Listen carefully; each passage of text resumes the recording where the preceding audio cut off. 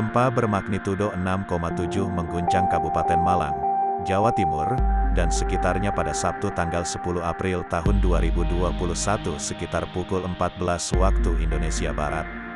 Badan Meteorologi, Klimatologi, dan Geofisika, BMKG, menyatakan, pusat gempa berada di 90 km barat daya Kabupaten Malang. Pusat gempa yang berada di lepas pantai memiliki kedalaman 25 km.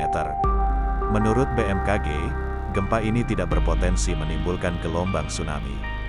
Gempa ini juga dilaporkan terasa di Blitar, Kediri, Trenggalek, Jombang, Ngawi, Lombok Barat, Mataram, Kuta, Jimbaran, Denpasar, Mojokerto, Klaten, Lombok Utara, Sumbawa, Tabanan, Klungkung, Turen, dan Banjarnegara.